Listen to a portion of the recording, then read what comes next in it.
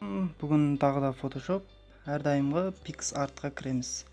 PicsArtқа кіріп, өзімізге керекті фотоны таңдаймыз. Дальше редактировать. Енді біріншіден бізге инструмент, бұл фото бізге толықтай керек емес, әрине қырқып аламыз.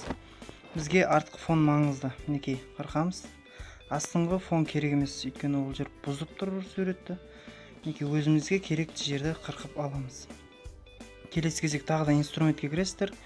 Мінекей, красивый соған кіріп, мінекей ағартасыздар. Астыңғы жағынан бастап ағартыңыздар. Тек қана бізге астыңғы адамның ағарғаны керек. Төбесіндегі аспанның суретін өшіргішті басып, өшіріп тастаймыз. Ол оригинал күйінде қала берсін. Келесі бізде суретті жасыл фон беру үшін рисовайтқа кіреміз.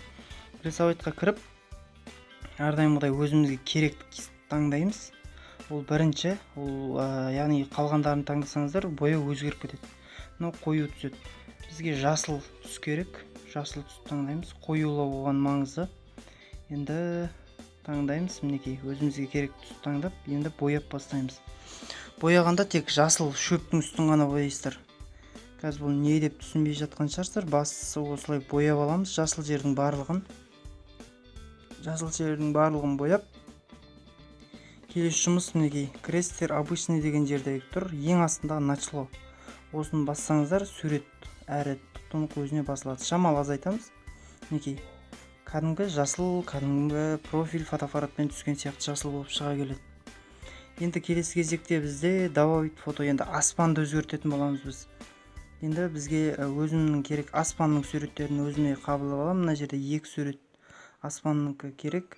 Оны интернеттен әрдайымғыдай аспан орысшасын жазып, немесе аспан десеңдер, осындай түрлі сіздерге бұлтты аспандар шығарып береді. Әрдайымғыдай обрезать қыламыз. Мен скриншот қылам, білесіздер. Тек қана аспанды ғана обрезать қылып аламыз. Мінекей. Енді бұны жоғарыда аспанның өз орнына. Енді астында экран умный затемнитті бассаңыздар, ішінен біреу тура келеді. Шамал азайтамыз. Енді бастарын өшіріп тастаймыз. Басқа, яғни басқа талдың үсттеріне аспан түсіп қалды. Соларды әрдайым өшіргішті басып, өшіріп тастайсыздар. Ол міндетті түрде. Енді біз өшірдік. Келесі бізде FKS, яғни фон таңдаймыз, яғни эффект береміз суретке. Мінекей, эффект драма, шамал азайтасыздар. Қанық болып кетсе де болмайды. Екінші бізге инструментке кіріп, осы жерден де турласаңыздар болады. Мінекей, насыщаемость береміз. Оттенка тени светлыйды береміз. Мінекей, төбесіндегі аспанды өшіріп тастасаңыз болады. Мінекей, әдемі сурет пайда болады осылай. Қарапайым суреттен. Келесі мен де өзімнің логотипімді қоям. Фото Мико. Бұл логотиптің мағынасы Фото by Мико Pro деген сияқты. Мінекей, дайын. Все, осымен сау болыңыздар. Достар, тағы да хабарландыру. Келесіде мен осы фотошоптың қалай істегенін көрсетсем ба деп отырмын.